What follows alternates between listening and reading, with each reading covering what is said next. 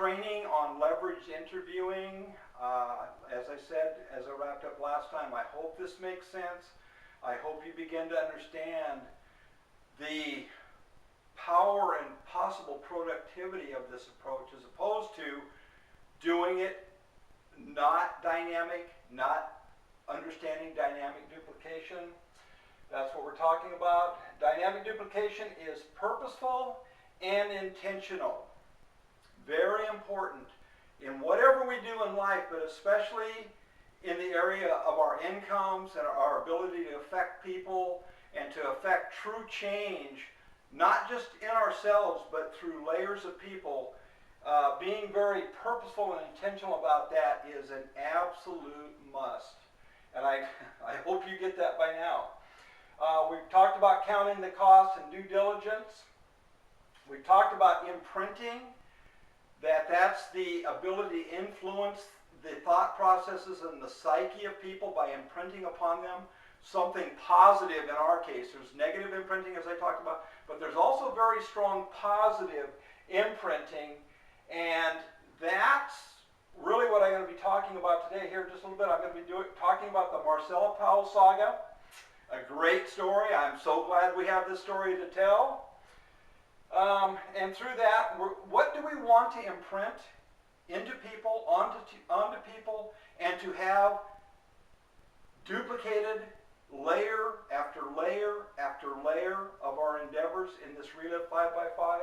We want to pass on and imprint strength of character, strength of resolve, strength of vision, strength of purpose, strength in every way possible, really. That's what we want to convey and to pass on. We want to convey and pass on conviction. How convicted are you? How convicted am I about what these products have meant to me and my family and to the hundreds, if not thousands of people that through our organization have been affected in such an amazing, life-changing, impactful ways. Marriages changed, homes changed. It's just, I have a deep conviction about it. I hope you do too. I hope that's why you're wanting to move this further and be more effective at what you do.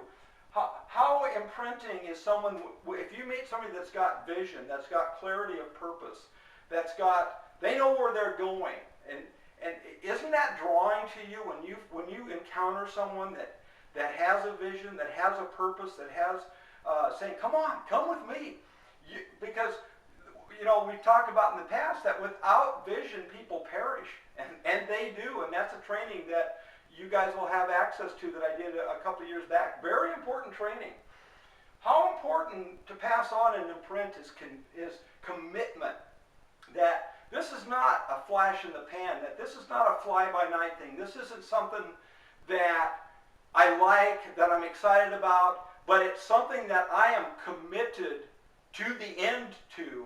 That's an important quality, and people will follow that. People will say, I can follow that person because I know they have strength, conviction, they have vision, but they are committed to the end of this process, not just starting the process. You guys, trust me, I know it is easy to start things. It's a whole different animal to actually fulfill and complete something that you've started. Trust me, I know.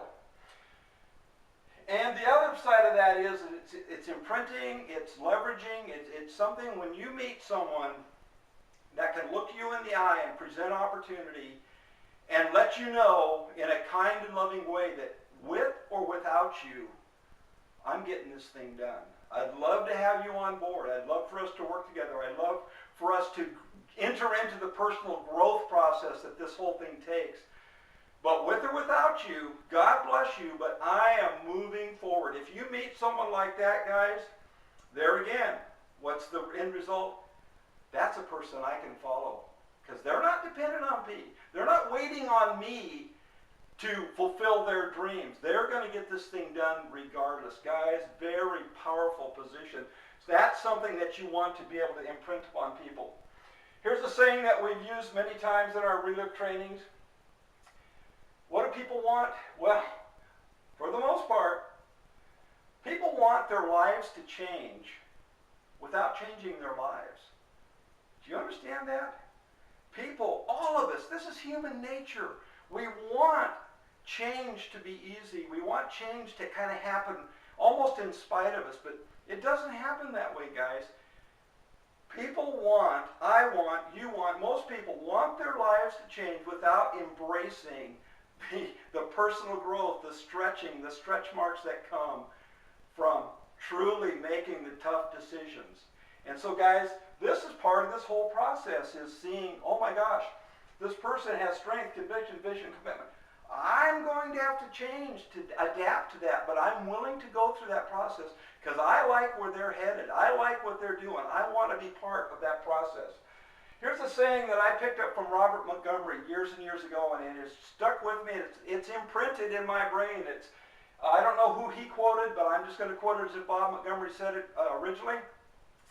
I'm going to do today what others won't, so that I can have tomorrow what others don't. Now that might sound a little selfish, but that's not the point of it.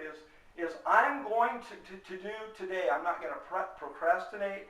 I'm not going to find excuses. I'm not going to not do the things I need to do, because guys, we're always in a sowing and reaping process.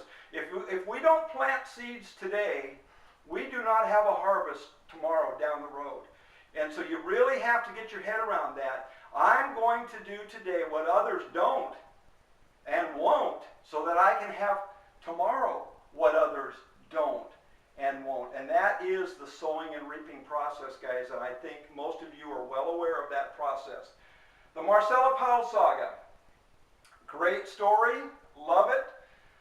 We responded to a radio ad back in December. Guys, it's almost to the day today, 9 years ago, when I made that call to Marcella Powell. And she was strong. She did a leveraged interview with me saying, Max, what is it you guys are looking for? But here's what she did, guys, is she said, here's what I'm looking for. See, she kept the ball in her court. She didn't say, well, gee, I'd really like to have you on my team and all that, coming from a position of weakness, but coming from that position of strength of all these characters here. She said, here's what I'm looking for. I'm looking for people that are teachable, that have a work ethic, that care for other people, that will do what they say they're going to do, that will make the changes necessary to adapt to this process. So that's what she did. She let us know what she was looking for. She didn't say so much, well, how can I meet your needs? Even though that was definitely part of it, but more about, I'm here, I'm going this way, what are you looking for? Is there a fit there? And there was. And then also just that strength conviction. I said, well, Marcella, you don't understand. I have a wife that's a naturopath. I don't think these Rita products could be that significant compared to what my wife was using. And here again, incredible strength of conviction was simply, well, Max, all I can tell you is you have not tried Relive. And just the fact that she was unflinching from what I threw at her, that impressed me. That imprinted me in a very strong, positive way. And so here's the saga unfolding. She said, well, Max, I'm coming up to Bozeman in about a month, so this would have been late January of 2004. She said, I'm going to do a series of meetings, a couple of opportunity meetings and a couple of trainings, and I encourage you to take advantage of that. Come, bring some people. I think they'll like what they see, and then we'll go from there. So we said, oh man, this is great. So we invited some people. I think we had 7 people, new people at our very first meeting. And so she did a Tuesday night meeting, and then she did a Saturday training, very textbook, imprinted upon us, very textbook. Then she did another Tuesday night meeting at a hotel, which she paid for, and then another Saturday training the following week, the following Tuesday and Saturday. So guys, there again, she was modeling this whole thing. So then she takes us out to lunch after that second Saturday training. Now, the thing is that Wendy and I had already scheduled to go on a trip out of town, out to Washington State. And our inclination was to not go to that Saturday training, that second one, but we had a sense by then, oh my gosh, this could be our future.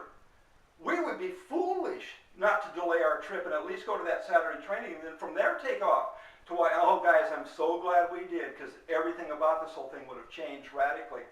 So anyway, we went out to lunch, and figuratively speaking, if you will, I've got the word keys here. So she dangled these keys out and said, "Well, guys, it's all yours." We looked at each other and we said, "Well, what's all ours?" She said, "Well, from now on, you guys are going to be doing Tuesdays and Saturdays because you want to grow your retail business." And I tell you guys, I was taken aback, and something inside me was stirring. I said, "Well, lady, you don't understand. We live about 35, 40 miles from here. There is no way in God's green earth that we're going to drive through the blizzards," because it was the dead of winter, "and come over here twice a week. Now, I would be more than happy to do this once a month. Yes, I would commit to that." She says, "Max, that's not going to work." And she said, "But Max, here's the deal." She had done a leverage interview with me, guys. She knew what was in my heart. She tapped into my dreams, hopes, fears, visions, frustrations, all that. She said, "You told me you were desperate to get out of upholstery. I really thought you were serious." And guys, she wasn't manipulating me. She was simply saying, "Here's the deal. Are you really desperate to get out of upholstery, or is this just verbiage that you use?" And I'll tell you guys, I sat there. I don't know how long it was. I don't know if it was 5 seconds or 5 minutes, but I'm telling you what, my life flashed before my eyes. I was counting the cost. I have this word down here, leverage. I have rage underlined because I felt rage, but it wasn't at Marcella. It was at rage at, I knew that if I didn't do something, that if I wasn't willing for my life to change, that my life would have to change. And so I had to count the cost. And however long that process took, I don't know. But as the smoke began to clear from my ears, I looked at her and said, all right, lady, I will give this 2 years. Every Tuesday, every Saturday, conference, mat schools, whatever this whole ball of wax is. And I really didn't know at the time, but I committed to that 2 years. And guys, that commitment is what launched our Relive business. Marcella's conviction, our commitment, and was a winning combination. And I'm so glad that Marcella had the strength of character and conviction to look me in the eye and say, "Max, you told me that you were desperate to get out of upholstery." She had me by my why. I responded to my why, not her why, to my why. And good things happened, much with a lot of effort from a lot of different situations. Guys, I am so grateful for this, that she leveraged into me. Now, Marcella didn't tell me that she was doing a lot of this. We didn't understand that. I don't think in a lot of ways she understood what she was, just the way she was wired, the way she'd been trained. But I think the strength of this is to purposely pass on. This is what I'm doing. This is why I'm doing this. I want this to be duplicated down the line. So guys, that's probably the difference in all this, is that we're going to be more purposeful about letting people know what we're doing, why we're doing it, why we have the strength and the conviction we do. Commitment, strength, commitment, strength, commitment, strength, guys, will never let you down.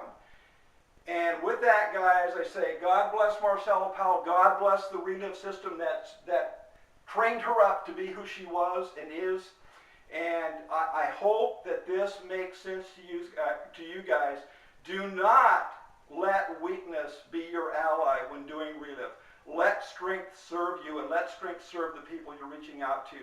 We will meet people at whatever level they want to do any of this, but if they want to come in and be one of our 5 guys, we have to be clear. They have to be clear about what that means, because then they can be clear with their people about what that means, and that's where dynamic duplication is born.